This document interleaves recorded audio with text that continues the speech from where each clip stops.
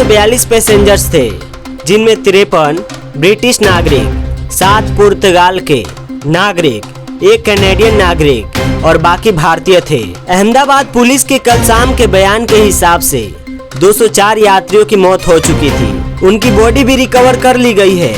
Ground पर हुई casualty को काउंट करें तो यह आंकड़ा 294 यानी 294 तक पहुंच जाता है। 41 लोगों का अस्पताल में इलाज चल रहा है। ये 41 लोग प्लेन के यात्री है या फिर उस मेडिकल हॉस्टल के छात्र है, इस बात की अभी कोई क्लैरिटी आई नहीं है। शुरू में तो ऐसी खबरें भी आई कि प्लेन क्रैश में जितने लोग प्लेन में थे, फ्लाइट में थे, उनमें से किसी की भी जान नहीं बची है। लेकिन एक ब्रिटिश नागरिक जिनका नाम रमेश कुमार है, इंडियन ओरिजिन के हैं, इस फ्लाइट के अकेले सर्वाइवर है। रमेश को 11A सीट असाइन करी गई थी, जो कि इमरजेंसी एग्जिट के करीब थी। सोर्सेज के हिसाब से जब प्लेन क्रैश हुआ और धीमा होने लगा तो उन्होंने इमरजेंसी एग्जिट खोलकर जंप किया, जिसकी वजह से उनकी जान बच गई। लेकिन आखिर यह हादसा हुआ कैसे, जिम्मेदारी किसकी है, कौन लेगा? आज की वीडियो में इसी पर बात करेंगे। एयर इंडिया की फ्लाइट नंबर 171, जिसका एयरक्राफ्ट बोइंग 787, जिसको ड्रीम लाइनर भी कहा जाता है, उसने लंदन के लिए अहमदाबाद के सरदार वल्लभ भाई अंतर्राष्ट्रीय हवाई अड्डे से उड़ान भरी। फ्लाइट रडार 24 एक वेबसाइट है दोस्तों, जो दुनिया भर की फ्लाइट्स का ट्रैक करती है। उसके हिसाब से प्लेन के सिग्नल टेक ऑफ के कुछ ही सेकंड बाद ही मिलने बंद हो गए थे। जमीन से 625 फीट की ऊंचाई तक उड़ान भरने के बाद अचानक से प्लेन नीचे आने लगा, जिसको एविएशन की भाषा में डिसेंड या सिंक होना कहते हैं। और दोपहर 1:38 पर अहमदाबाद के एक रिहायशी इलाके मेघानी नगर में एक ऐसी बिल्डिंग पर यह प्लेन क्रैश कर गया, जहां पर लोकल डॉक्टर्स रहते थे। रिपोर्ट के हिसाब से प्लेन इस बिल्डिंग के मेस वाले हिस्से पर गिरा, जहां उस वक्त कई डॉक्टर्स लंच कर रहे थे। खबरों के मुताबिक फ्लाइट टेक ऑफ होने के तुरंत बाद पायलट ने एयर ट्रैफिक कंट्रोल में एक मेडे कॉल करी थी।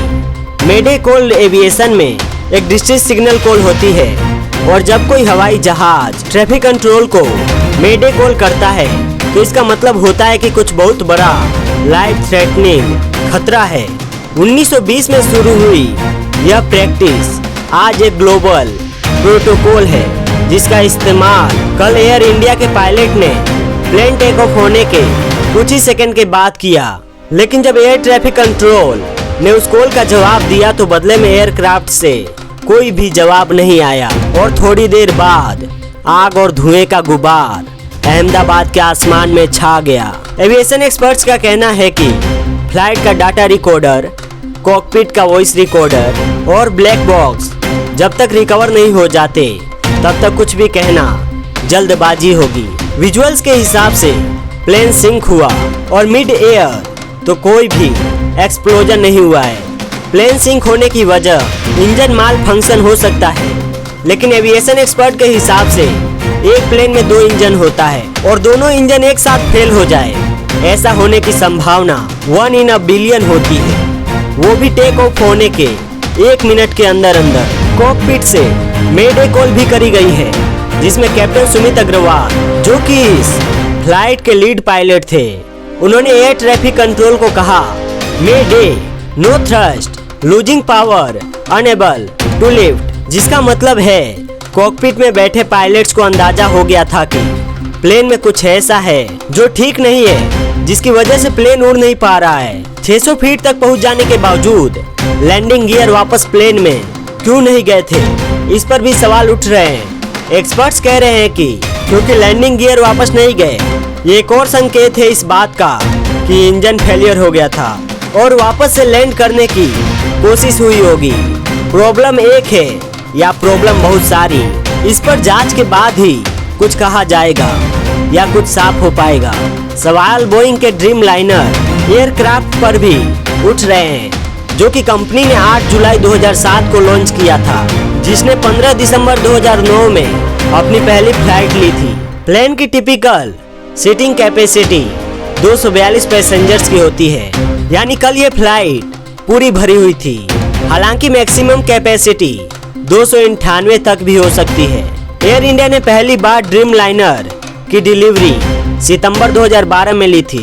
इसे लंबी दूरी के लिए इस्तेमाल किया जाता था, जैसे कि दिल्ली से लंदन, मेलबर्न और पोर्ट। बोइंग के इससे पहले कई एयरक्राफ्ट क्रैश हो चुके हैं, लेकिन इनमें से ज्यादातर बोइंग के 737 एयरक्राफ्ट थे।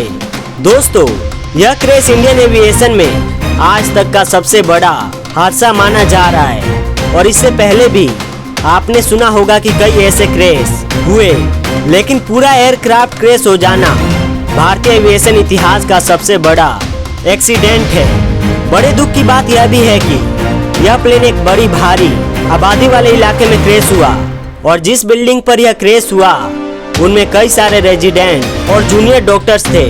आप एक बार को मेडिकल कम्युनिटी के लिए सोच कर देखिए कि उनके लिए कितना दुख भरा दिन था ये। ना सिर्फ उन्हें फ्लाइट में बैठे पैसेंजर्स की डेड बॉडी और इंजरी से डील करना पड़ा, बल्कि उन्हीं की कम्युनिटी के कुछ और डॉक्टर्स की भी यही हालत थी जो उन्हें संभालनी थी। वैसे दोस्तों, प्लेन के टेक ऑफ किए 1 मिनट भी नहीं हुआ था। इस वजह से फ्लाइट का फ्यूल टैंक भी पूरी तरह से फुल था, और इस वजह से एक्सीडेंट के बाद एक्सप्लोजन और ज्यादा बड़ा हुआ। देश के नागरिक उड्डयन मंत्री राम मोहन नायडू ने अहमदाबाद पहुंचकर क्रैश साइट विजिट करी। टाटा ग्रुप ने भी मृतकों को 1-1 करोड़ की सहायता राशि देने की बात करी है, और जो लोग घायल हुए हैं उनका उपचार कराने के लिए भी बेस्ट मेडिकल फैसिलिटी देने की बात की गई है। साथ ही जिस मेडिकल फैसिलिटी पर यह प्लेन क्रैश हुआ उसे दोबारा बनाने का जिम्मा भी उठाया गया है। लेकिन भारत में हर कदम हादसा होने के बाद उठाया जाता है। उस फ्लाइट में कुछ लोग थे जो अपनों से मिलने जा रहे थे, कुछ बिजनेस ट्रिप पर थे, कुछ गर्मी की छुट्टियां मनाने जा रहे होंगे। लेकिन अफसोस कि उनके घर वालों तक वो नहीं, उनके ना आने की बुरी खबर पहुंची होगी। यह साल 2025 कुछ ऐसा ही है दोस्तों। लोग अपनों के साथ छुट्टी मनाने पहलगाम गए तो आतंकवादी हमले में जान गंवा दी, ट्रॉफी का जश्न मनाने स्टेडियम गए तो भगदड़ में जान गंवा दी, और फ्लाइट में दूसरे देश जाने के लिए गए तो प्लेन क्रैश में जान गंवा दी।